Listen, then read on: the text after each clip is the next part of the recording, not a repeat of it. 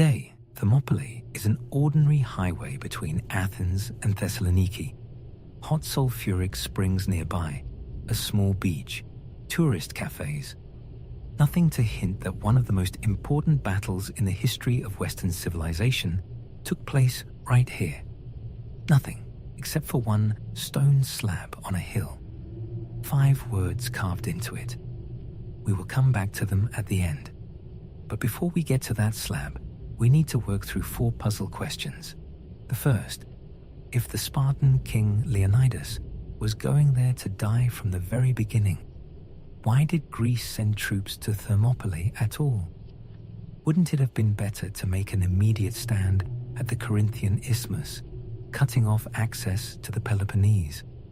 The second, how did 300 men forge through the most brutal system of upbringing imaginable, one that broke and crippled most people, turn out to be, at the most critical moment of the war, the best thing Greece had? The third, what is a phalanx? Not a pretty word from a textbook, but a real mechanism made of flesh and bronze. And why could the most advanced and numerous army in the world not break it head-on for 3 days in a row? And the fourth, who actually won the war against Persia? And what does the death of a man who tactically lost this particular battle have to do with it? The answers to all 4 questions do not begin in the narrow mountain pass where the sea meets the cliffs. They begin at a meeting in Corinth in the autumn of 481 BC. Picture the scene. At one table sit Spartans and Athenians, men whose cities, just 9 years earlier, were in such bitter enmity that Athenian envoys had traveled to Persia to negotiate an alliance against Sparta, acknowledging the Persian king as their lord, just to spite their neighbors. Between them, there is no trust, no goodwill, only a common enemy marching toward them right now with an army of 250,000 men. It is a miracle that they sat down at one table at all. Why did they find themselves in this situation?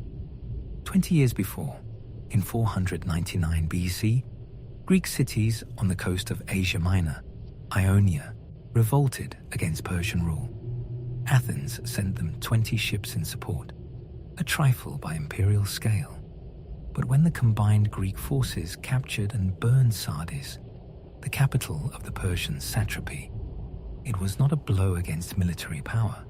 It was a blow against reputation, an insult that the ruler of an empire home to roughly 44% of the entire population of the earth could not let pass. He sent troops to punish Athens, and those troops were decisively defeated at Marathon in 490 BC. For 10 years, Persia prepared its answer. Now it was not a punitive raid, but a full-scale invasion aimed at annexing all of Greece. The new king, Xerxes, spent 10 years in methodical preparation. He conquered Thrace, subjugated Macedonia. The road was open. According to historians, he assembled a fleet of 1,207 ships. As for the land army, Herodotus, our primary source, speaks of 1,700,000 men. Diodorus of Sicily says 4 million. The reality, of course, is more modest. Modern estimates, based on logistics, put the figure at between 120 and 250,000 warriors. But let us translate that into scale. 200,000 people, roughly 1 in every 16 residents of modern Greece. Imagine the entire population of several large cities picking up and marching in formation through the mountains, with supply wagons, horses, wives, and servants. This is not merely an army, it is a migrating state. And so, faced with this unstoppable wave, the Greeks who hated each other took 2 impossible decisions at the Corinthian Congress. The first, they agreed to cease all internal wars, including the protracted conflict between Athens and Aegina. Immediately, the second, still more incredible, they resolved to appoint military commanders by talent not by birth. This is precisely why figures like the Athenian Themistocles and the Spartan Eurybiades stepped into the foreground. The strategy they chose was the only viable one given such a disparity of forces. Meet the Persians only in narrow places, where their numbers would not matter. The obvious candidate was the Corinthian Isthmus, a thin strip of land that a few tens of thousands could hold against any size army. But this plan had a devastating drawback for the Athenians. It meant surrendering Athens and all of central Greece without a fight. There was also the Vale of Tempe in the north, but it was too far from Greek bases. The compromise was Thermopylae, and here is the key pattern break. The Greeks were not going there to die. They were going there to win. The strategy was entirely sound. A narrow pass, familiar terrain, an enemy that would be cut off from its supply lines.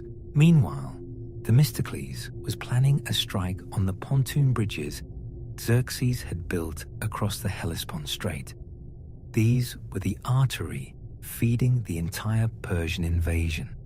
Xerxes had spent resources on those bridges that, by modern standards, would amount to the state budget of a mid-sized country. 700 ships lashed together with cables and covered with earth. 2 bridges, each 1.25 kilometers long.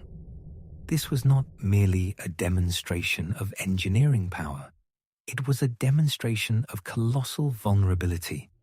The entire 250,000-strong army depended on 2 structures made of wood and rope. Time would have worked in the Greeks' favor, but a strategy only works when the people at the point of impact do their job. At Thermopylae, that job fell to Leonidas. Let us talk about who he was and what kind of state produced him. Sparta today is a small provincial town in the Peloponnese. No grand walls, no palaces. In fact, Sparta never had walls at all. When neighbors mocked this, pointing at the unfortified city, the Spartans replied, "Our walls are our warriors." And this was not a pretty metaphor. It was the literal, calculated truth. Archaeological excavations in Sparta yield not golden hoards, but figurines of warriors, rough-hewn sculptures of soldiers, tombstones with 2 lines, the name of the fallen, and the name of the war in which he died. No epitaphs, no accounts of deeds. Only a man who died in battle could receive a tombstone inscription, and a woman, if she died in childbirth. That was the price list of values, carved in stone. To understand the men who stood in that pass, you must understand the system that made them. It was called the agoge, upbringing. At the age of 7, a boy was taken from his family. Though taken is not quite the right word. He had never belonged to his family. He belonged to the state from birth. If a child was born weak, the elders examined him and, according to ancient accounts, could decide to leave him in a gorge. From the age of 7, life in barracks began, sleeping on beds of reed torn up with bare hands, the same rough clothing in summer and winter, constant hunger. Flogging was used not as punishment for wrongdoing, but as training in pain. Boys were made to stand under the blows of the whip, and losing consciousness was a lesser shame than showing suffering. At the famous altar of Artemis Orthia, young men stood while blood flowed down onto the stone. An amphitheater holding thousands of spectators was built around the altar. This was not cruelty for its own sake. It was a public, ritualized demonstration of what would matter later in battle. The result was not the pumped-up bodybuilders of Zack Snyder's film. Real Spartans were lean, wiry, and extraordinarily tough. Their famous laconic manner was a direct product of this system. The word laconic comes from Laconia, the region where Sparta stands. When Philip of Macedon, Alexander's father, sent a letter to Sparta, I advise you to surrender immediately, because if my army enters your lands, I will destroy your orchards, enslave your people, and raze your city." The Spartans sent back a reply of one word: "If." It is against this backdrop that Leonidas appears. He was not a mythical hero. He was the third of 4 sons of King Anaxandridas, and 2 of his elder brothers had died, opening the path to the throne for him. By the time of the march to Thermopylae, he was already an experienced commander, a middle-aged man. His wife was Gorgo, the daughter of his half-brother Cleomenes, a typical marriage for Spartan aristocracy. Herodotus described her not merely as very beautiful, but as perceptive. It was she who, when a sealed wax tablet arrived in Sparta, thought to scrape off the wax and found a warning about the coming invasion carved into the wood beneath. So it was not simply a king with an army who marched to Thermopylae. Leonidas personally selected 300 warriors by a single criterion. Each of them had to have a living son, so that the bloodline would continue when, not if, they perished. This is not symbolism. It is the cold, brutal arithmetic of a barrack state. By 480 BC, Sparta had no wealthy merchants, no trading fleets, no gold reserves. Their capital was people, exclusively, and they invested the finest of those people in this campaign. They put them into Thermopylae. Now let us look at the actual site of that investment. What was Thermopylae really? If you go there today, you see nothing resembling a place where a fateful battle could have been fought. The sea is far away. The cliffs are not especially steep. There is a wide plain all around. This is exactly what troubled the historian Ian McGregor Morris when he first arrived with a team of archaeologists, until he remembered one important thing. Over 2,500 years, the hot sulfuric springs, the very ones that gave the place its name, hot gates, had deposited up to 20 meters of calcified sediment. The ground had literally risen. When the researchers mentally stripped away that 20-meter layer, an entirely different picture emerged. A narrow strip of land between sheer cliffs and the sea. At its narrowest point, the width was that of a single cart, translated into meters, 3, at most 5. At the widest part of the pass, 60 paces across, roughly 20 Spartan warriors could stand shoulder to shoulder in a line. At this location, the Greeks found the remains of an old wall built by the Phocians several centuries earlier. They quickly restored it, using the characteristic technique of laying stone blocks without mortar, on clay alone. This is the very wall the chroniclers wrote about, whose physical traces were found. This is not folklore. It was a real piece of engineering. And here lies the military genius of this place. Here, the Persian army lost its primary weapon, numbers. It does not matter how many hundreds of thousands of warriors you have, if you can only throw into the attack the handful that fits across the width of the front. War of elite against mass became war of elite against elite, the best against the best, in equal numbers, on a patch of ground where cavalry cannot maneuver, and aimed archery is nearly impossible. When Xerxes approached Thermopylae and saw the Greek camp, he was astonished, according to Herodotus. By his reckoning, the sight of an army flooding the plain should have sent the handful of Greeks fleeing in terror. They did not flee. A Persian scout who rode closer returned with a report that left the king even more baffled. The Spartans were doing gymnastic exercises and combing their hair. For the Spartans, this was a ritual. Only a free man, certain of his purpose, should look noble in the face of death. Xerxes waited 4 more days, expecting them to get frightened and leave.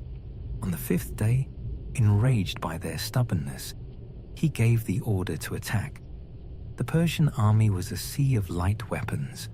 A typical Persian infantryman carried a wicker shield covered in leather, a short spear, and light armor, often nothing more than a quilted linen cuirass. They were superb in open ground, where ranks can be spread wide, the enemy flanked, and arrows rained down. In the narrow corridor of Thermopylae, every one of those advantages was nullified. The heavy Greek infantry, hoplites, formed a phalanx. A phalanx is not merely a formation. It is a mechanism in which each warrior holds a large round shield, the aspis, on his left arm. That shield covers only half of his own body. His right half is covered by his neighbor's shield, so the line is locked so tightly that you cannot slip a blade between the men. A warrior in a phalanx depends on the man to his right, who depends on the next. This is not just tactics. It is a philosophy forged in bronze. Your survival depends on whether the man beside you holds his position. Their spears were a full meter longer than the Persian ones. Their armor was heavier. When the Medes and Kissians, the first waves of the Persian assault, crashed into this wall, a dull metallic clang rang out. The blows of their short swords glanced off the angled shields. The phalanx, like a single organism, exhaled and shoved them back. The Greeks employed a tactical device that worked perfectly in this space. They executed a feigned retreat, slightly breaking the line and stepping back, provoking the Persians into a disorderly pursuit. Then, when the enemy had lost its formation, the phalanx snapped shut on command and delivered a short, crushing blow. In such confined space, this manipulation of the battle's rhythm had a devastating effect. Spartan losses on the first day, according to some accounts, amounted to 3 men. On the following day, Xerxes sent in the Immortals, 10,000 elite warriors, the finest in the empire. They were called Immortals, not because they were invulnerable, but because their number never changed. A fallen soldier was immediately replaced by a new, specially trained man, and there were always exactly 10,000 of them. They were better armed and better trained than the bulk of the Persian army, but even they, with their scaled armor and longbows, ran into the same impenetrable wall of Greek bronze in the narrow pass. They too fell back, stumbling over mountains of their own dead. The crucial factor was rotation. The Greeks constantly cycled their lines. Warriors from the front rank, exhausted from hacking and pushing, would step back on command to catch their breath and drink water, while fresh men moved forward to take their place. The Persians threw wave after wave, and each wave broke against a line that was always at peak freshness. Xerxes, as a strategist, had presumably counted on wearing down the enemy, but it was his own troops who were being worn down. On the second day, Herodotus writes, the Spartans at one point advanced out from behind their wall, chased down yet another retreating Persian group, cut down the stragglers, and then walked calmly back into formation. This was the confidence of men who had already understood the rules of this game. No one was going to come at them from behind, not yet. The fatal evening of the second day, a local man named Ephialtes of Trachis was brought before Xerxes. We do not know his precise motives. Perhaps a reward, perhaps a personal grudge against one of the Greek cities. He told the king something that changed the course of the war. There exists a mountain path, the Anopeia, that bypasses the Greek positions and comes out directly behind them. Xerxes could scarcely believe his luck. He immediately assigned a detachment of Immortals under the command of Hydarnes, and at dusk they set off up the wooded slope. The Greeks had, of course, posted a guard on that path. 1,000 Phocians, allies from the neighboring region, had been placed there specifically to protect this approach. When in the pre-dawn darkness, they heard the sound of thousands of Persian footsteps rustling through the oak leaves. When the first volley of arrows came down on them, they wavered and fell back, not downward toward Leonidas, to warn him and make a final stand together, but upward toward the summit to save their own lives. They made a choice, and that choice was fatal. At dawn on the third day, Leonidas already knew the trap had snapped shut. Lookouts brought word. An enemy force was descending from the mountains. He convened a council. The situation was mathematically clear. To stay was for everyone to die. He ordered the allies to withdraw. "Save your cities," he said. "Sparta has no more need of us." He and his 300 Spartans remained. With them stayed 700 Thespians from Boeotia, voluntarily. Mass culture does not remember the Thespians' names. That is a shame. I will come back to them, by the way. There is a story there that explains a great deal about how memory works. Leonidas also compelled a small contingent of Thebans to remain, men whose loyalty was in doubt, and in the end, they most likely surrendered first. That is fact, not legend. The final battle looked nothing like the 2 days before. This was not a tactical operation with feigned retreats. It was the fight of doomed men whose only purpose was to inflict maximum damage before falling. They moved out into the wider part of the pass to kill as many as possible. Swords broke against armor and bone. Spears had already been shattered. They fought with knives, with rocks, with bare hands. Herodotus writes, "with their teeth." This is most likely a metaphor, but it is a metaphor that conveys to us the real desperation and fury of that morning. When the rear was breached, the last defenders fell back to a small hill. You can find it there today. The Greeks formed a tight circle around the body of Leonidas, around which, as the legend tells, the most furious fighting of all had raged. The Persians did what they always did in such a situation. They surrounded the position with archers. Direct combat with these men cost too much. A storm of arrows descended on the Greeks, thousands upon thousands of arrows that for a few moments blotted out the sky. The tips of those very arrows, rusted, flattened, but still recognizable, were found by archaeologists on that precise hill, physical proof of the ending. The legend is right about the essential thing. The finale happened right here. Xerxes had won. The passage into central Greece lay open, but it was a strange and bitter victory. 3 days of continuous fighting against a handful of warriors had revealed something the King of Kings had not expected. Even a small group of Hellenes was capable of inflicting catastrophic losses on his army, and more terrifying still, of stopping its advance. What should have broken the spirit of the Greeks became a fire, and here we come to the most paradoxical moment of all. By the cold arithmetic of military strategy, Leonidas had lost. He had bought only a few extra days. The Persian army got through. Attica was surrendered, and Athens was burned to the ground. The smoke from the burning Acropolis was visible from the island of Salamis, where the refugees had crowded. Leonidas had not accomplished his direct objective of delaying the Persians until winter, but those 3 days were the first stone of an avalanche.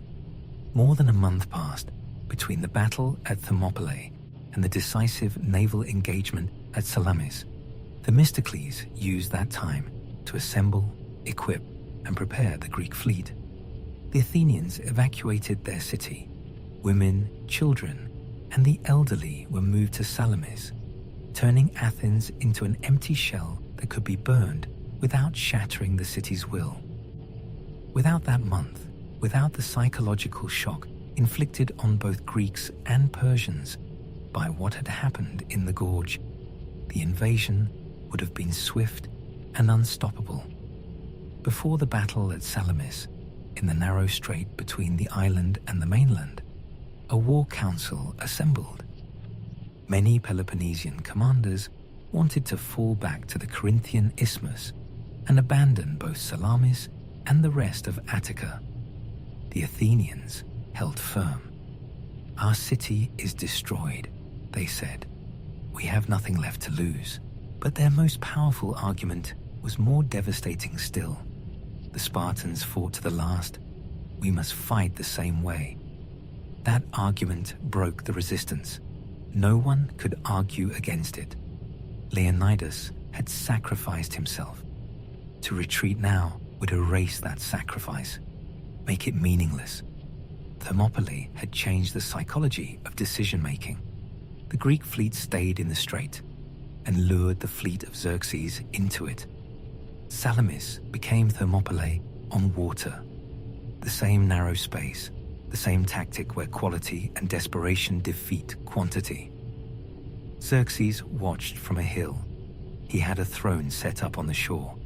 As his invincible fleet was drawn into the trap, lost formation, and perished, he had lost his fleet, and with it, the means of supplying his gigantic army. This was the first strategic blow from which Persia would never recover.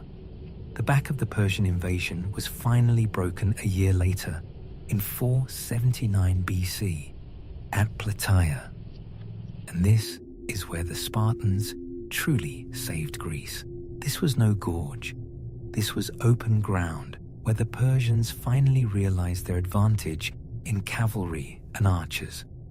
The Greek forces were divided, the Athenians bogged down in a grueling defensive fight against the Thebans. The full weight of the Persian elite infantry fell on the Spartan contingent led by Pausanias.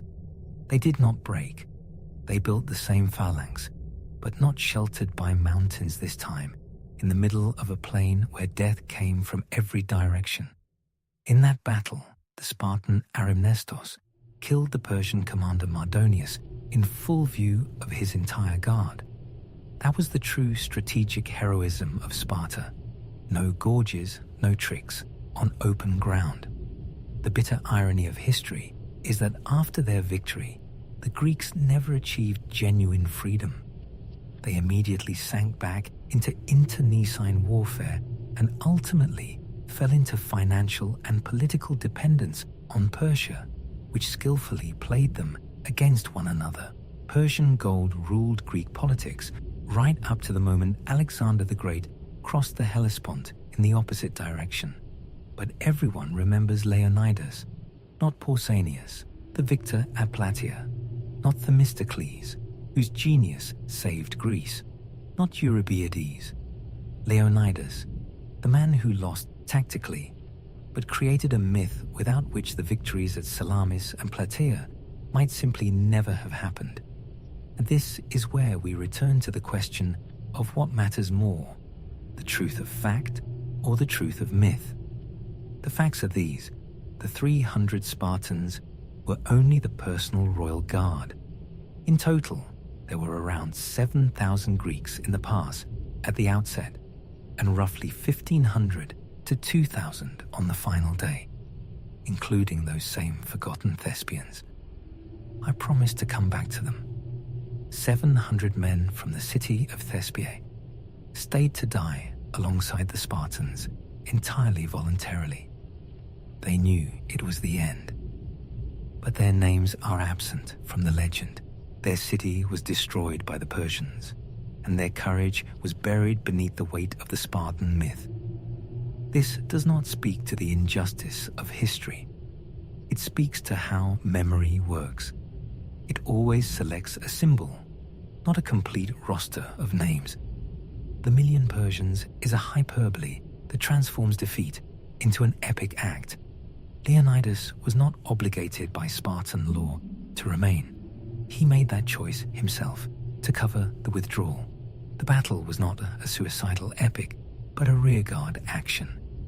And yet, without this myth, Greece might never have become Greece. The Greeks were not a unified nation. They were a mosaic of warring city-states that spoke the same language but were constantly at each other's throats. After Thermopylae, the phrase "we are Hellenes" became a reality for the first time, not a rhetorical figure. A shared sacrifice turned a geographical concept into a political union. At the end, we return to where we began, to the stone slab on the hill. 5 words on it, an epitaph written by the poet Simonides immediately after the events. "Go, tell the Spartans, stranger passing by, that here, obedient to their laws, we lie." This is not pathos. This is not a literary device. This is a historical document confirmed by the archaeologists who found Persian arrowheads on that exact hill. Legend and physical reality converge here. So why does this matter? Why do we remember not the brilliant tactician Themistocles, not the victor Pausanias, but the defeated Leonidas? Because 3 days in a mountain pass turned out to matter more than 3 years of diplomacy.